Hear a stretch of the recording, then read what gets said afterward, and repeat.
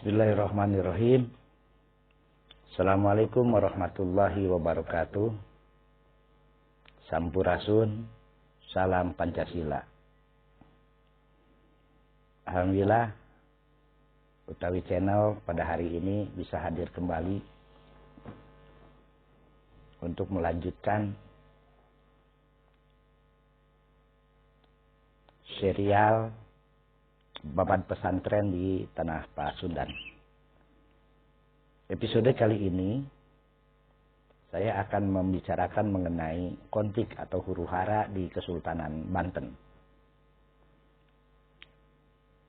Sebagaimana diketahui pada episode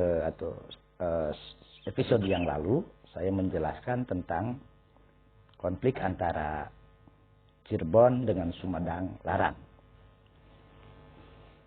Nah, pada episode ini saya ingin menjelaskan riwayat mengenai huru-hara atau konflik di Kesultanan Banten. Sebagaimana dijelaskan pada episode yang lalu, sepeninggal Sultan Maulana Muhammad, Sultan Banten, putra mahkota yang masih bayi tersebut lantas dinobatkan menjadi Sultan Banten, yaitu Sultan Abdul Mutakhir Mahmud Abdul Qadir. Usianya masih kecil waktu itu. Nah, sepeninggal ayahnya, Sultan Maulana Muhammad, Abdul Mutakhir Mahmud Abdul Qadir dinobatkan sebagai Sultan Banten. Walaupun usianya ini masih anak-anak atau masih orok, masih kecil.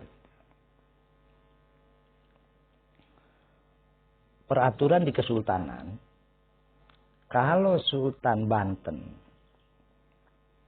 yang diangkat usianya ini masih muda atau masih belum dewasa, maka diperlukan adanya perwalian. Nah, kejadiannya di Kesultanan Banten, sepeninggal Sultan Maulana Muhammad, maka anaknya yang masih kecil, Abdul Mutakhir Mahmud Abdul Qadir, itu dinobatkan sebagai Sultan Banten. Itu aturannya. Nah, oleh karena itu diperlukan perwalian. Nah, perwalian ini haruslah lelaki. Nah, sementara ibunya tidak berhak menjadi perwalian. Maka saat itu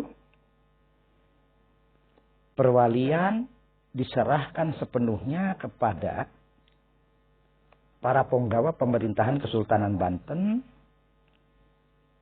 yang saat itu dipimpin oleh Patih Jayanegara. Jadi Patih Jayanegara ini ditunjuk langsung sebagai wali. Wali daripada Sultan Banten yang belum dewasa atau masih kecil. Sebagaimana diketahui bahwa Patih Jayanegara ini dikenal sebagai pejabat Kesultanan Banten yang handal dan sangat setia terhadap Sultan. Sehingga dalam masa 2 kali jabatannya sebagai wali Kesultanan Banten, Kesultanan berada dalam kondisi yang tentram. Jadi sudah 2 kali Patih Jayanegara ini menjadi wali di dalam Kesultanan Banten. Dulu menjadi wali Sultan Maulana Muhammad ketika masih kecil. Kemudian sekarang menjadi wali pada Abdul Mutakhir Mahmud Abdul Qadir yang diangkat sebagai Sultan Banten pada waktu itu. Tanggal 28 November 1598 Masehi, 2 tahun setelah meninggalnya Sultan Maulana Muhammad, di dalam sejarah diketahui Kesultanan Banten kedatangan rombongan pedagang Belanda yang dipimpin oleh Jacob Cornelis Jun van Neck, yang ditemani oleh Laksamana Madja Wibran van Warwi. Saya nyebutnya Belanda mulai. Dan seorang penjelajah kutub yang ternama pada masa itu, sekaligus seorang laksamana yaitu Jacob van Heemskerck. Van Heemskerck pernah berlayar ke kutub mengikuti rencana yang disusun pemerintah Belanda. Karena ketika terjadi perang 80 tahun antara Belanda dengan Spanyol, Belanda dikalahkan oleh Spanyol. Belanda yang selama ini mengambil rempah-rempah dari Lisbon, Spanyol, Portugal, dan menjualnya kembali ke Jerman dan sekitarnya mengalami kesulitan saat Spanyol menguasai Portugal. Oleh karena itu, kapal-kapal perang Belanda dan kapal-kapal dagangnya itu dilarang berlabuh di wilayah kekuasaan Spanyol. Akhirnya, para pedagang Belanda ini merambah ke dunia lain, termasuk diantaranya adalah mendatangi Kesultanan Banten. Nah, di Kesultanan Banten, rombongan daripada para pedagang Belanda ini disambut dengan baik oleh Sultan Banten. Karena apa? Karena rombongan rombongan Belanda yang datang, rombongan dagang Belanda yang datang ke Banten pada saat ini itu lebih baik daripada rombongan Belanda pedagang-pedagangnya di masa lalu yang lebih cenderung memperlihatkan nafsu menjajahnya. Nah, oleh karena itu, ketika rombongan dagang Belanda yang dipimpin oleh Jacob Cornelius van Eyck, sebut saja Van Eyck, berperilaku baik terhadap pribumi Banten, maka Kesultanan Banten menerima dengan tangan terbuka. Jadi welcome lah kepada mereka. Oleh karena itu, rombongan pedagang Belanda ini dengan mudahnya masuk ke wilayah Banten. Penerimaan Kesultanan Banten terhadap rombongan pedagang Belanda ini karena pembawaan Van Eyck dan kawan-kawan dikatakan berbeda oleh masyarakat Banten.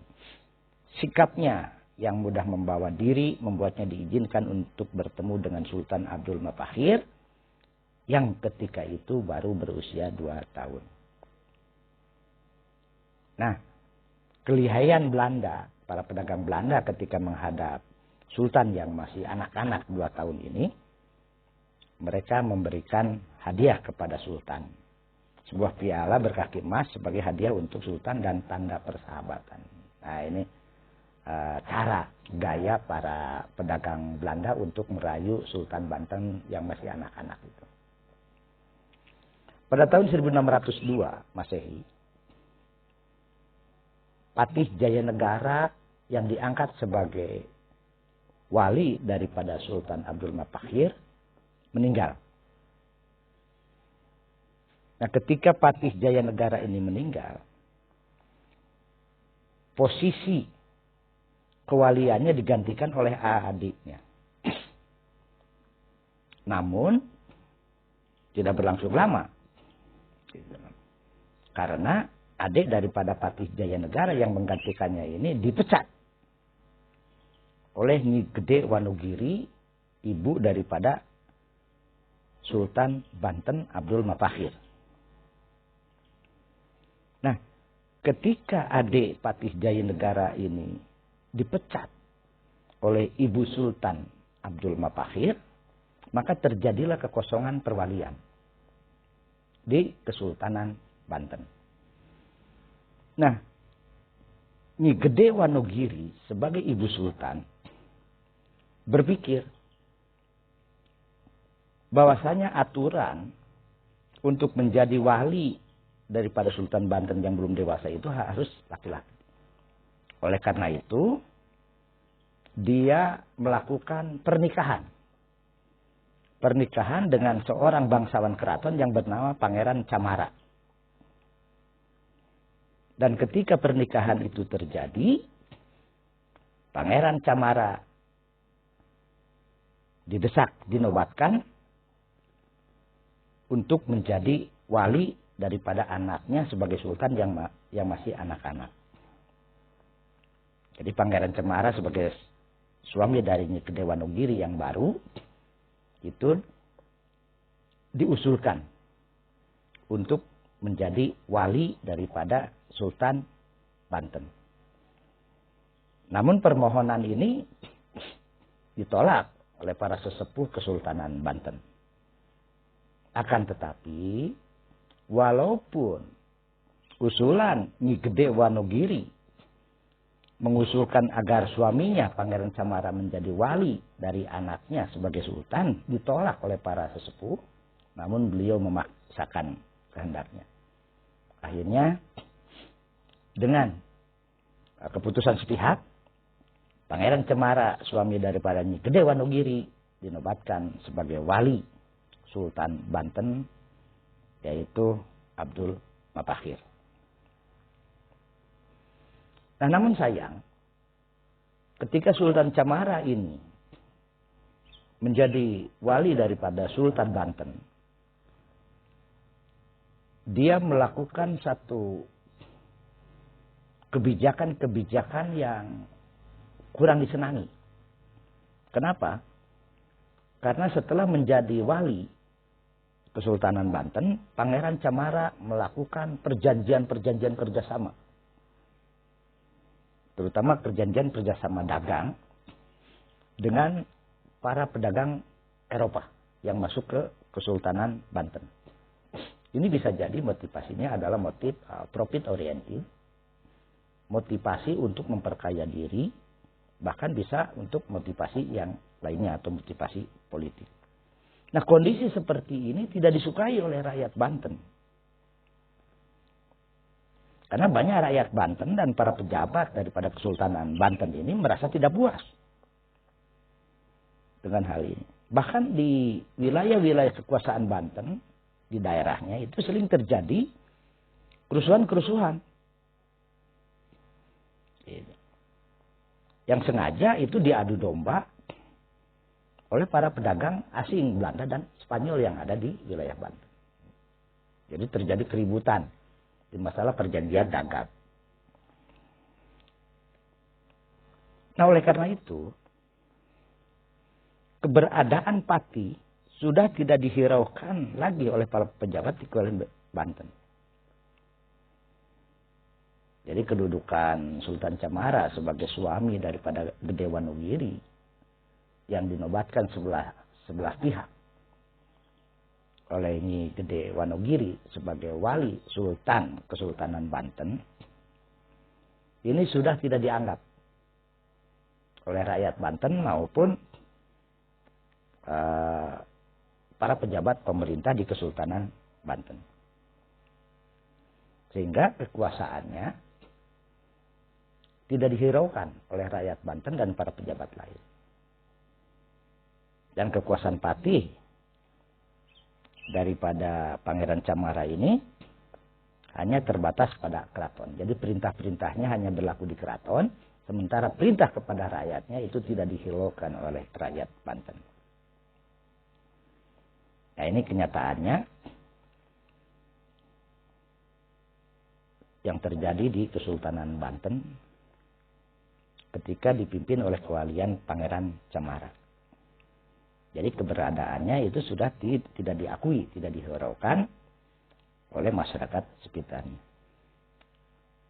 Kemudian pada tahun 1604 terdapat satu insiden sebuah kapal jung dari Johor oleh Pangeran Mandalika. Nah, Pangeran Mandalika ini anaknya Maulana Yusuf. Anaknya Maulana Yusuf. Seruan daripada Pati Pangeran Cemara untuk melepaskan jung tersebut tidak dihiraukan. Bahkan Pangeran Mandalika bersekutu dengan para pangeran lain dan orang-orang yang menentang kekuasaan Pati. Mereka kemudian membuat benteng pertahanan di luar kota. Masalah ini kemudian bisa diselesaikan dengan penyerangan ke benteng pertahanan Pangeran Mandalika oleh Pangeran Jayakarta yang dibantu oleh Inggris pada tahun 1605. ketika Pangeran Jayakarta datang ke Banten bersama pasukannya untuk menghadiri acara khitanan Sultan Abdul Qadir, pada saat itu Patih meminta bantuannya. Akhirnya perjanjian damai dilakukan antara Kesultanan Banten dengan kubu Pangeran Mandalika. Dikatakan bahwa mereka diharuskan meninggalkan wilayah Kesultanan Banten selambat-lambatnya 6 hari dan hanya boleh diikuti oleh 30 orang anggotanya. Anggota keluarga maksudnya. Jadi Pangeran Mandalika diusir. Setelah peristiwa Pangeran Mandalika, 6 tahun kemudian atau 4 tahun kemudian, tepatnya pada tahun 1608, terjadi lagi peristiwa dengan nama Pailir. Karena kejadiannya itu berada di hilir, atau tepatnya peristiwa peperangan antara para pangeran dari keraton di bawah perintah Pangeran Rana Manggala dengan kubu Pangeran Kulon dan para Ponggawa. Sebenarnya peristiwa Pailir disebabkan oleh peristiwa yang terjadi setelah Pangeran Rana Manggala dan rekan-rekannya bersekutu untuk membunuh Pangeran Camara yang menjadi patih daripada Kesultanan Banten.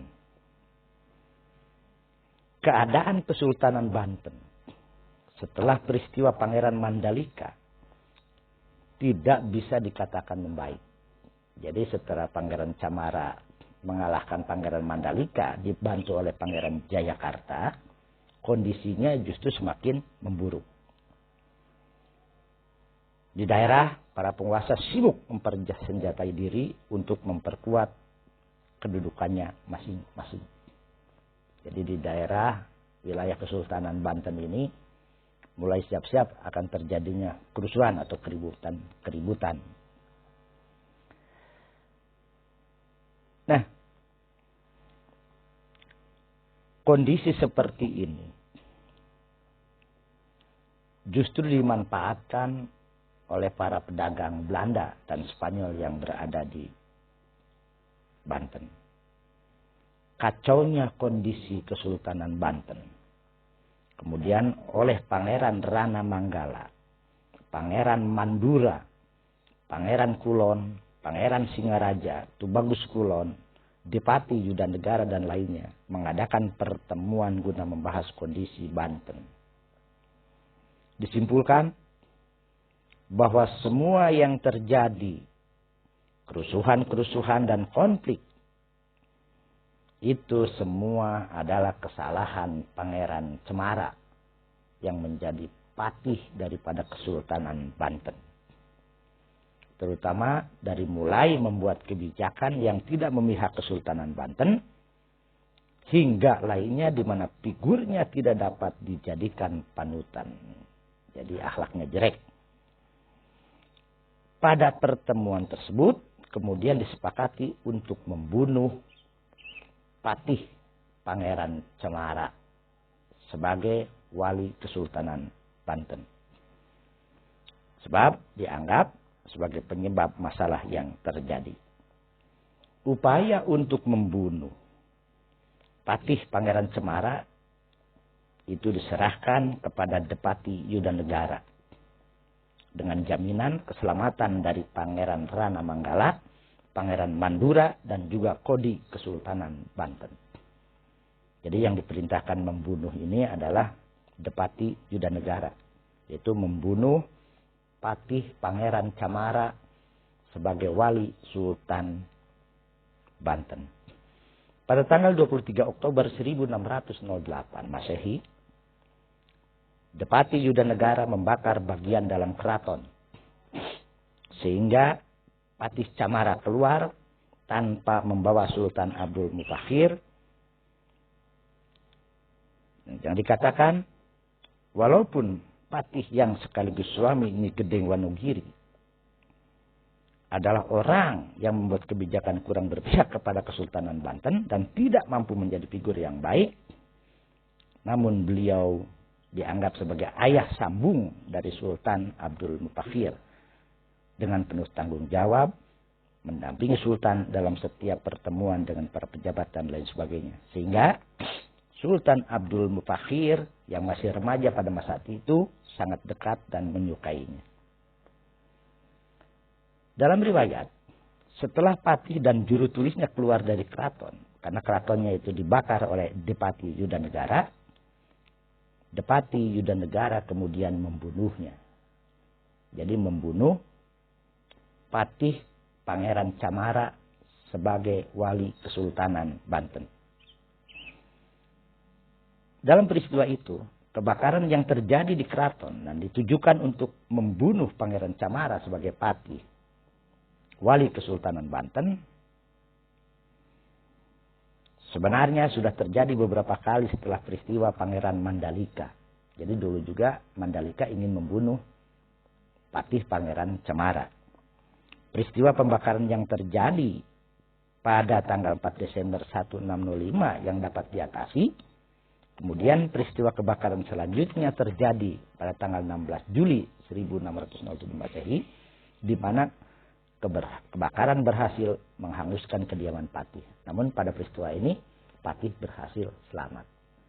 Nah, terbunuhnya patih Pangeran Cemara sebagai patih wali Kesultanan Banten baru terjadi pada tanggal 23 Oktober 1608 Masehi oleh Depati Yudanegara. Selanjutnya, pasca terbunuhnya Pangeran Cemara, patih Kesultanan Banten, keadaan Sultan Abdul Mufakhir sebagai putra mahkota yang menjadi Sultan Banten menjadi rentan. Beliau yang masih muda diliputi rasa kehilangan yang mendalam karena ditinggal ayah sambungnya, yaitu Pangeran Camara yang terbunuh oleh Depati Yudanegara. Di latar belakangi hal tersebut, Pangeran Rana Manggala membuat sebuah pertemuan yang membahas kematian Pangeran Cemara selaku patih Kesultanan Banten. Tetapi Pangeran Kulon, Pangeran Singaraja, Tubagus Kidul yang sebelumnya mengikuti pertemuan untuk membunuh Pangeran Cemara tidak bersedia hadir. Termasuk Pangeran Prabangsa pun menolak hadir. Sehingga yang hadir pada pertemuan itu hanyalah Pangeran Rana Manggala, Pangeran Upapati, serta pejabat lainnya. Peristiwa pembahasan kematian Pangeran Camara selaku patih Kesultanan Banten, inilah yang kemudian membuat Depati Yudanegara selaku orang yang ditugasi membunuh Pangeran Camara khawatir dirinya akan dijadikan penjahat dan dihukum mati. Rasa khawatir ini membuat Depati Yudanegara menemui Pangeran Kulon dan menyatakan bahwa dia dan rekan-rekannya akan mendukung Pangeran Kulon yang merupakan cucu dari Sultan Maulana Yusuf dari anak sulung Pangeran Yusuf yang perempuan, yakni Ratu Winahon yang menikah dengan Pangeran Gebang dari Cirebon untuk menjadi Sultan Banten. Inilah awal dari terjadinya peristiwa Pailir. Jadi kerusuhan, keributan, konflik di Kesultanan Banten ini dikenal dengan peristiwa Pailir. Peristiwa Pailir ini berlangsung selama kurang lebih 4 bulan. Para pejabat kerajaan yang memihak Pangeran Kulon, Syah Bandar dan seorang Andamohi Keling, orang Keling, membuat benteng pertahanan di hilir di sekitar pelabuhan untuk mengamankan usaha mereka. Kelompok Pangeran Kulon tidak segan-segan untuk membunuh orang dan keluarganya yang dianggap berkhianat atau tidak mau ikut serta dalam peperangan. Hal ini terjadi kepada Ki Wijaya Manggala dan keluarganya yang berusaha pergi dari wilayah pelabuhan dengan menggunakan perahu karena tidak mau ikut serta dalam perang saudara tersebut. Jadi Ki Wijaya Manggala kabur dari Banten karena tidak mau ikut serta di dalam konflik peperangan tersebut. Peristiwa Pailir ini berakhir dengan perundingan yang dimediasi oleh Pangeran Jayakarta atas permohonan pihak Pangeran Kulon yang pada saat itu telah terdesak. Pihak Pangeran Kulon dalam perang sebenarnya berhasil merebut meriam Banten yang bernama Ki Jajaka Tua. Namun hal tersebut tidak begitu merubah keadaan. Perang yang oleh Sultan Abdul Mufakhir, masa itu Sultan berusia 13 tahun, sempat disaksikan dari atas benteng, berakhir dengan perjanjian bahwa pihak Pangeran Kulon harus mengasingkan diri dari wilayah inti Kesultanan Banten. Pada bulan Februari 1609 Masehi, berangkatlah Tumenggung Anggabaya, Syah Bandar dan pihak lainnya yang memihak Pangeran Kulon menuju Jayakarta. Kira-kira jumlahnya sekitar 8.000 orangan lah ya. Baru pada tahun 1617 Masehi, para pangeran Tumenggung dan Syah Bandar diizinkan kembali ke Banten. Namun mereka tidak diberikan peranan politik apapun. Setelah peristiwa Pailir ini, Pangeran Rana Manggala naik menjadi wali sultan bagi Sultan Abdul Mufakhir yang masa itu berusia 13 tahun. Waktu kejadian peristiwa Pailir diabadikan dalam Sengkala Tanpa Guna Tataning Trang.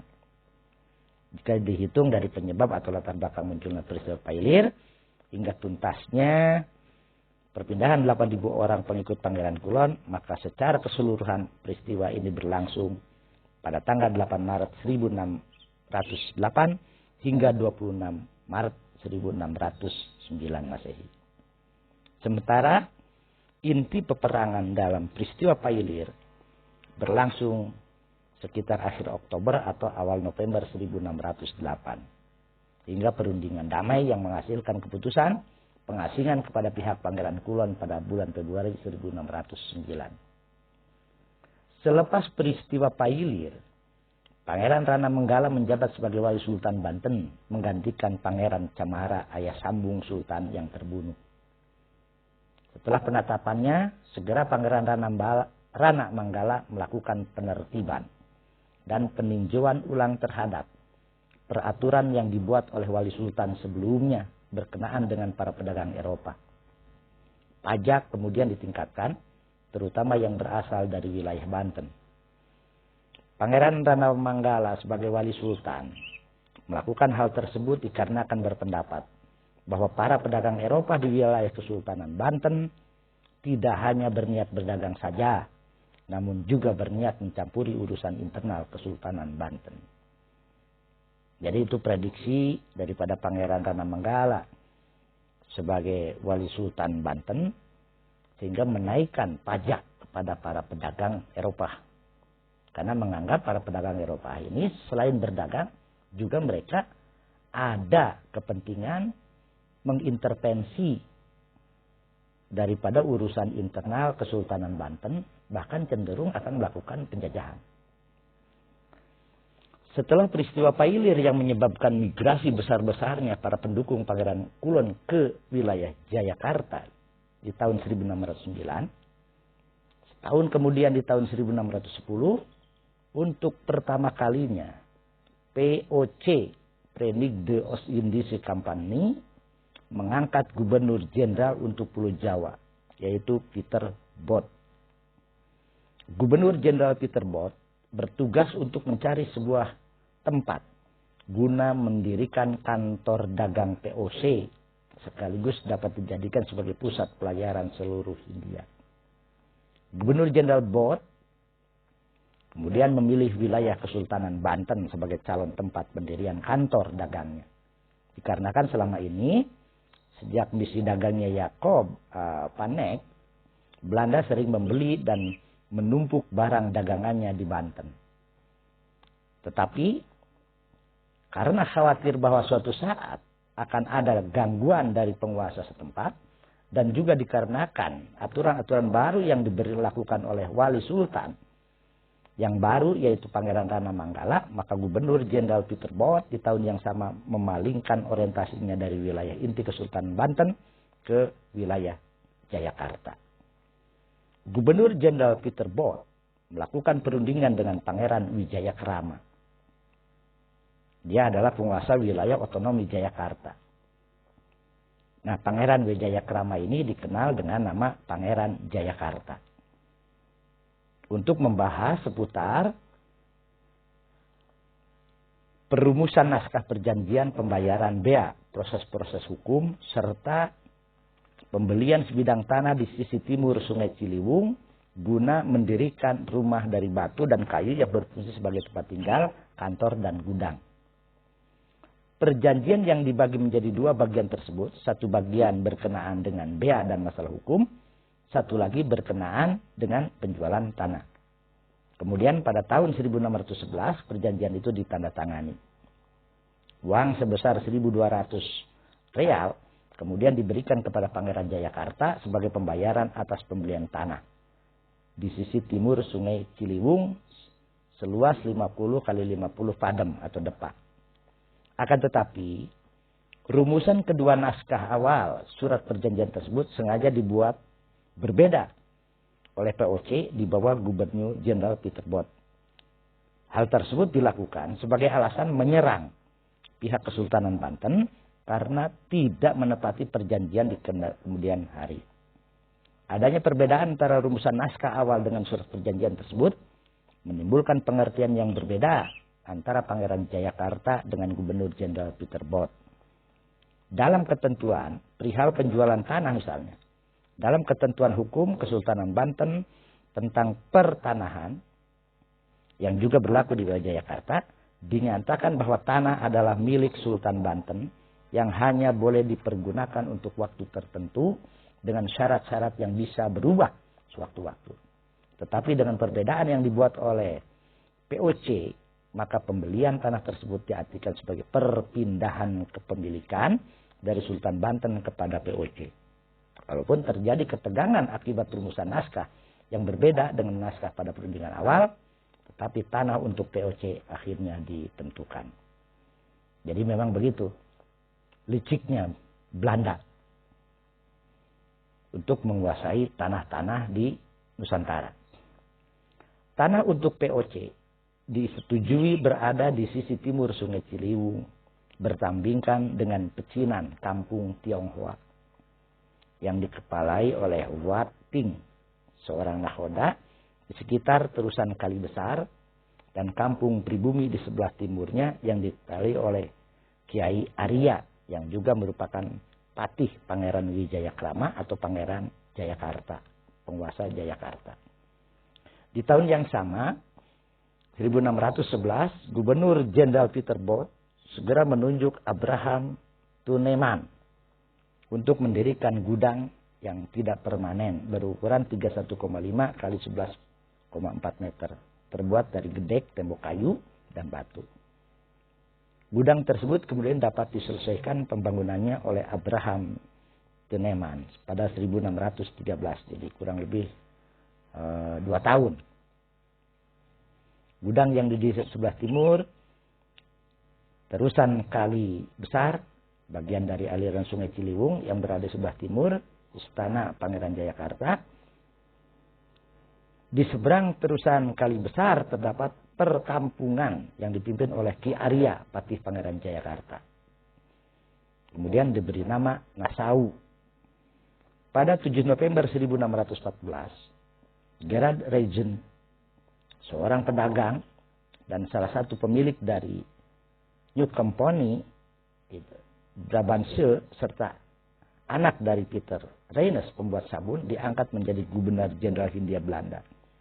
Selanjutnya menggantikan Peter Both yang habis masa jabatannya pada November 1614 Masehi.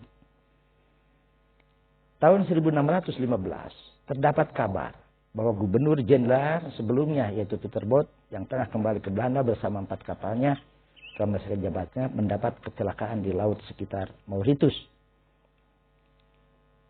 2 dari 4 kapal dalam rombongan Peter Both tenggelam dan Peter Both berada di dalamnya.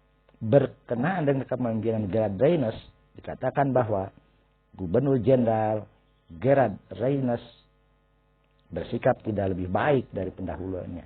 keadaan malah cenderung lebih buruk. Gubernur Jenderal Gerard Rejen tidak bisa berbuat banyak pada masa jabatannya karena dia diserang di sentri dan akhirnya meninggal 7 November 1615. Setelah meninggalnya Gerard Reyners, Belanda menunjuk Laurens Riel sebagai penggantinya. Dia menjabat sebagai Gubernur Jenderal Hindia Belanda pada 16 Juni 1616 Masehi. Pada masa Gubernur Jenderal Laurens Riel, tepatnya di tahun 1617, dibangunlah Mauritius, sebuah rumah yang berada di sisi kali Ciliwung. Gubernur Jenderal Laurens sebenarnya adalah orang yang adil. Dia menentang cara yang diambil oleh para petinggi POC dalam memperlakukan orang-orang pribumi dan para pesaing dagangnya. Bagi Gubernur Jenderal Laurens dan juga Laksamana Laut Stephen van der Hagen, tujuan dan kesuksesan dari POC hanya bisa dicapai melalui jalur perdagangan dan diplomatik saja, tanpa melakukan serbuan dan penaklukan kepada pribumi. Baginya, penyerangan-penyerangan kepada negara lain hanya bisa dilakukan sesuai dengan hukum internasional yang berlaku. Dikarenakan perbedaan prinsip inilah, Gubernur Jenderal Laurens memutuskan mengundurkan diri sebagai Gubernur Jenderal Hindia pada 31 Oktober 1617. Tapi dia baru bisa meninggalkan posisinya setelah kedatangan Jan Pieter Junkun. Laurens Riel kemudian mengulangi kembali pemikirannya melalui laporan yang ia tulis untuk Dewan Perwakilan Rakyat Belanda dan para pemimpin POC agar dapat diterima dengan jelas pesan dan posisinya. Tahun 1618 Masehi, Jan Pieter Junkun diangkat menjadi Gubernur Jenderal. Dia dipilih menjadi Gubernur Jenderal selanjutnya karena dianggap lebih keras sikapnya dibanding pendahulunya Laurens Riel. Bangunan tidak permanen yang terbuat dari gedek dan batu tersebut kemudian diperkuat dan dilengkapi dengan pagar tembok dari tanah. Di setiap sudutnya lantas diperkuat dengan pembangunan kate yang berfungsi sebagai tempat meriam yang pada masa itu posisinya sengaja diarahkan ke wilayah Pangeran Jayakarta. Selain memperkuat bangunan sebelumnya, Gubernur Jenderal Jan Pieter Junkun juga membangun sebuah pangkalan laut yang kecil dengan fasilitas pergudangan dan perbaikan gereja dan rumah sakit di pulau sekitar Jayakarta. Nah, peningkatan struktur bangunan dari yang sebelumnya merupakan bangunan tidak permanen menjadi bangunan permanen pada zaman Gubernur Jenderal Jan Pieter Junkun pada rumah Mauritius sebenarnya sudah menyalahi kesepakatan awal antara Peter Both dan Pangeran Wijayakrama atau Pangeran Jayakarta. Dikarenakan walaupun Belanda mengubah isi perjanjian jual beli tanahnya, namun kesepakatan terhadap bangunannya yang harus tidak permanen tidak mengalami perubahan. Khawatir bahwa permasalahan di Jayapura ini terdengar hingga ke Banten, maka Pangeran Wijayakrama selaku penguasa Jayakarta berusaha menanggulangi masalahnya. Salah satunya dengan bekerja sama dengan Inggris yang kantor dagangnya berada tepat di seberang bangunan Belanda. Mendengar adanya persekutuan antara pihak Inggris dengan Pangeran Jayakarta, maka Belanda segera menyerang markas Inggris yang berada di seberangnya, yang langsung diserang balik oleh Inggris. Akhirnya Belanda menderita kekalahan dengan korban tewas berjumlah 15 orang dan korban luka-luka sekitar 10 orang. Melihat kondisi tersebut, Gubernur Jan Pieter Junkun segera melarikan diri ke Maluku. Sementara kekuasaan terhadap aset Belanda di Jayakarta diserahkan kepada Peter van den Broek. Pangeran Jayakarta kemudian berhasil menahan Peter van den Broek. Ketika berita penahanan Peter van den Broek sampai ke Banten, Wali Sultan pada masa itu Pangeran Rana Menggala tidak menyetujui tindakan yang diambil oleh Pangeran Wijayakrama selaku penguasa Jayakarta. Pangeran Rana Menggala selaku Wali Sultan Banten segera menarik Pangeran Wijayakrama kembali ke Banten dan kekuasaan terhadap wilayah Kepangeranan Jayakarta diambil oleh ahlinya, yaitu langsung ditangani oleh Pangeran Rana Menggala. Pangeran Wijayakrama yang ditarik ke Banten oleh Wali Sultan Banten Kemudian ditempatkan di pesisir utara Banten, tepatnya di Kampung Tenara. Keputusan Pangeran Rana Manggala sebagai wali sultan Kesultanan Banten pada saat itu dianggapnya bias. Di satu sisi setelah peristiwa Payilir, beliau menerapkan peraturan ketat dan menaikkan pajak terhadap pedagang Eropa. Tetapi di sisi lain, tindakan penegakan hukum yang dilakukan Pangeran Wijayakrama kepada para pedagang Belanda di Jayakarta, selaku penguasa Jakarta, dalam kasus rumah Mauritius dianggap salah oleh Pangeran Rana Manggala. Bahkan keputusan itu berimbas pada penarikannya ke Banten. Kuat dugaan menurut Pangeran Jayakarta bahwa Pangeran Rana Manggala dan beberapa pihak di Kesultanan Banten tidak begitu menyukai Pangeran Wijayakrama sejak beliau menjadi mediator konflik-konflik di Banten.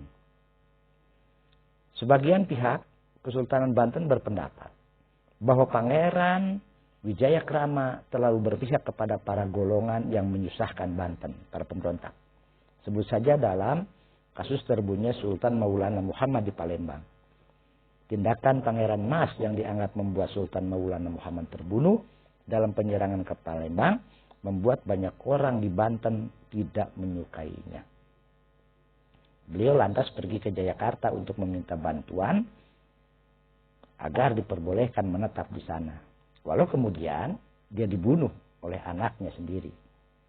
Serta kasus-kasus lainnya di mana kehadiran Pangeran Wijayakrama sebagai mediator dianggap oleh sebagian pihak di Kesultanan Banten tidak memihak kepada kesultanan. Sehingga menyebabkan perang dingin di antara Pangeran Wijayakrama dengan sebagian pihak Kesultanan Banten berlangsung cukup lama. Jadi ada dendam. Gitu kan. Ditariknya Pangeran Wijayakrama atau Pangeran Jayakarta sebagai pemimpin Jayakarta ditarik oleh Pangeran Rana Manggala ke Banten. Jadi ada peristiwa-peristiwa masa lalu yang mengiringinya. Jadi, sehingga Kesultanan Banten atau pengurus atau pimpinan Kesultanan Banten yang dipimpin oleh wali Pangeran Rana Manggala ini enggak suka terhadap Pangeran Wijayakrama.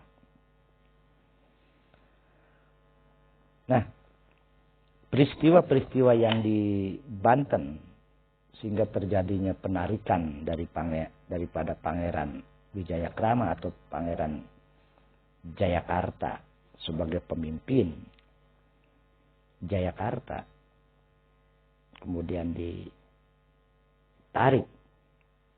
ke Banten, menjadi persoalan tersendiri dalam peristiwa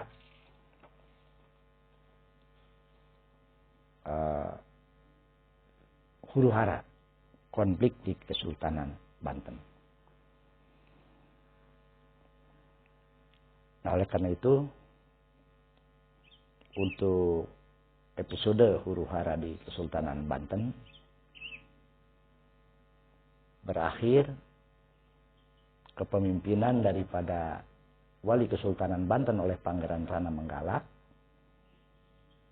dan kemudian membuat satu peraturan-peraturan yang tegas kepada para pedagang Belanda maupun Spanyol atau pedagang Eropa,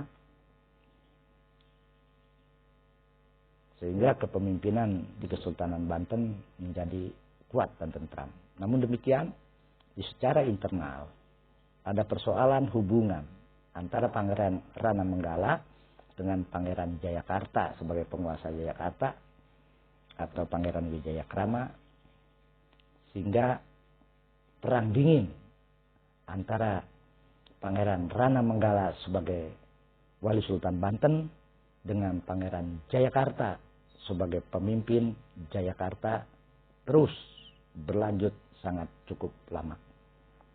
Nah, di episode ini kita cukup sekian dan akan dilanjut pada episode berikutnya bagaimana pasca ditariknya Pangeran Jayakarta atau Pangeran Wijayakrama oleh Pangeran Rana Manggala ke Banten.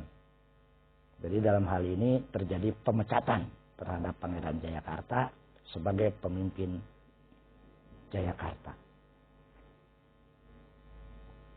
Nah, episode berikutnya akan lebih menarik lagi. Oleh karena itu, sebelum berakhir, silakan di subscribe, like, komen, dan bagikan kalau video ini bermanfaat, terutama bagi para pimpinan pesantren, para santri, dan umum yang ingin mengetahui babat pesantren di tanah Pasundan dengan mengikuti beberapa episode peristiwa-peristiwa di beberapa kerajaan. Karena saya berkesimpulan bahwa berdirinya pesantren di tanah Pasundan tidak lepas daripada peran kerajaan-kerajaan. Terima kasih. Assalamualaikum warahmatullahi wabarakatuh. Sampurasun. Salam Pancasila.